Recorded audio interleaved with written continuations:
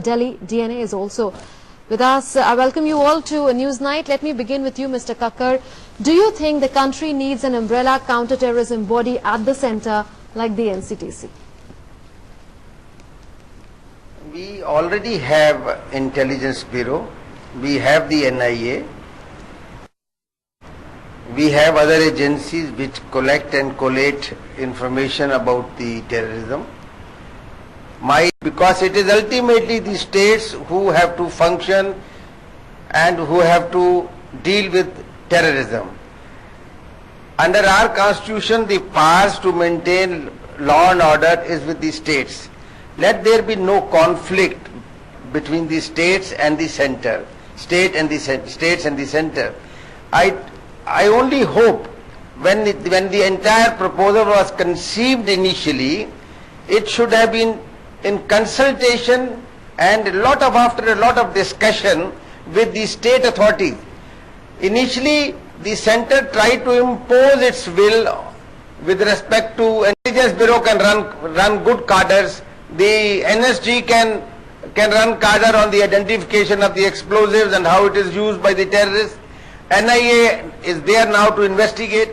I do not know why one more agency is needed, and this agency is going to be under the Home Ministry. The Right, Intelligence Bureau is under the Home Ministry. This is also under the Home Ministry. So nothing has changed really. Mr. Kakkar is saying, Mr. Datta, that you don't need a separate body like an NCTC. What you need is to strengthen existing institutions like the NIA, like the MSC. Do you agree with him? When Mr. Chidambaram, then as the Home Minister, first unveiled the structure of the NCTC, he had a very different structure in mind.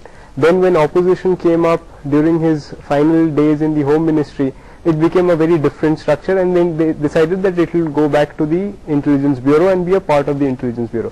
Today again, when opposition is building up, they are talking about it. So in my opinion, they are trying to fix a problem which is a very real problem, and what Mr. Chidambaram says makes sense, that yes, there is a problem, but I don't think this is the right remedy to start with. Okay. Do you think the NCTC in its original form was a much better proposal? Was the original proposal better than the revised proposal? Is the revised proposal a toothless body? Or that there is no need for an NCTC to start with.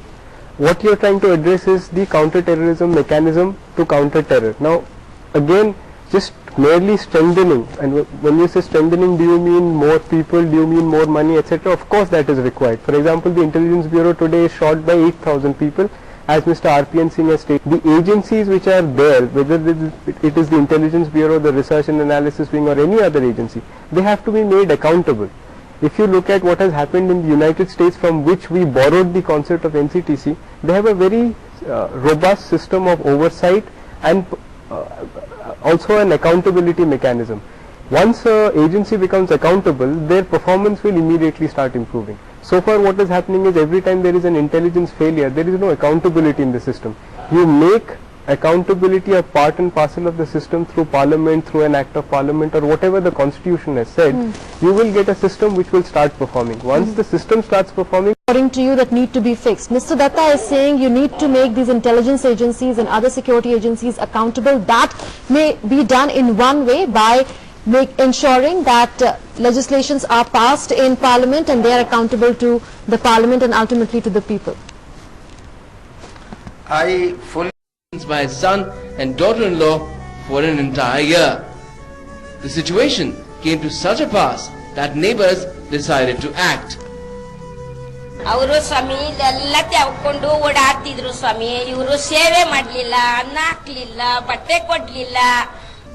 The neighbors informed the police, who along with the regional news channel raided the flat and rescued Anantaya on Wednesday.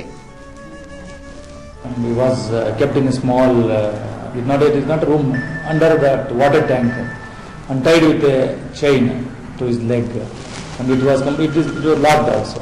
It was a chain and with grill with his leg, and immediately they called that owner of the house, Suresh. Given medical aid at a local hospital. But this is the second incident of inhuman captivity which has come to light in Bangalore. Just a couple of days ago, the cops rescued a woman who had been confined in a house for over 4 years by her parents. These incidents clearly call for reflection over our tradition and ethos of caring for the elderly as well as women. Bureau Report, DD News. On to some sports news now. For you in News Night tonight, but don't forget to write into us. The Twitter handle is DD News Night. We'll see you again tomorrow. Until then, take care. Goodbye.